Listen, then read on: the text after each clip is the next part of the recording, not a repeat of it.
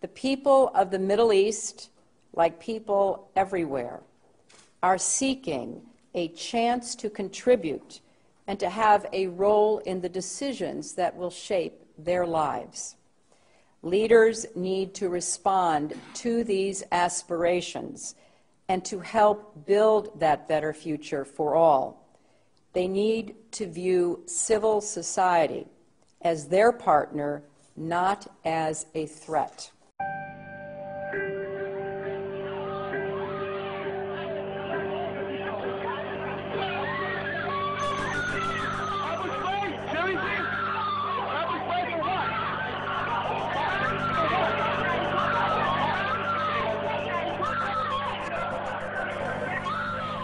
I want to take this opportunity to update the American people about the situation in Libya. Last month, protesters took to the streets across the country to demand their universal rights and a government that is accountable to them and responsive to their aspirations. But they were met with an iron fist. Freedom of assembly, freedom of expression, and freedom of the press. Come here, do you want to get arrested or no? Are pillars of an open and inclusive society. There is a clear responsibility by the Egyptian government to hold accountable those responsible for these attacks.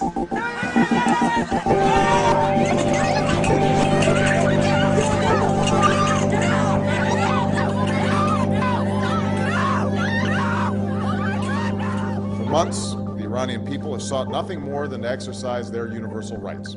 We call upon the Iranian government to abide by the international obligations that it has to respect the rights of its own people.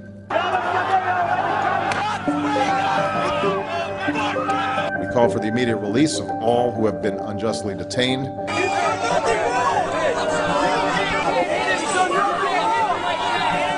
And I'm confident that history will be on the side of those who seek justice.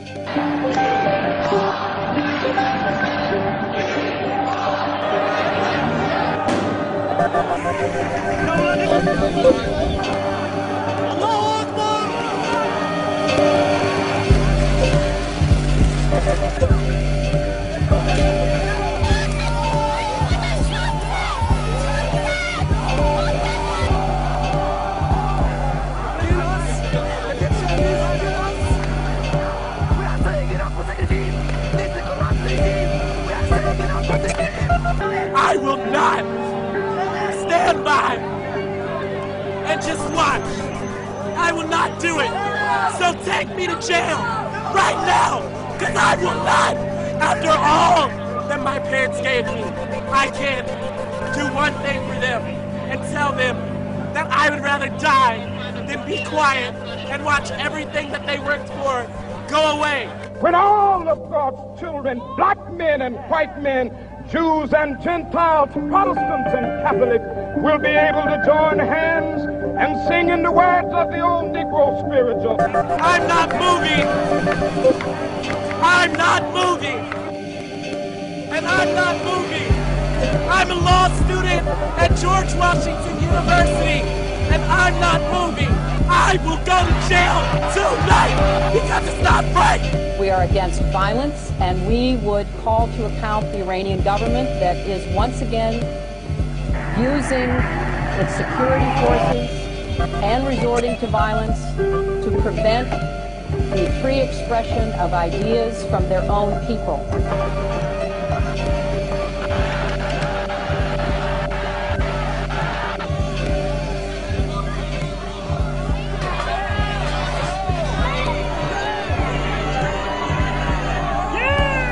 Instead of respecting the rights of his own people, Gaddafi chose the path of brutal suppression.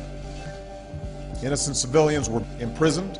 I have not been read my rights. I have not been told I am being detained. We want to know the people who are in there. We want to know all their names, what they're being charged with. And in some cases beaten. He can't breathe, officer. Please get off his neck. I need my inhalant. A campaign of intimidation and repression began.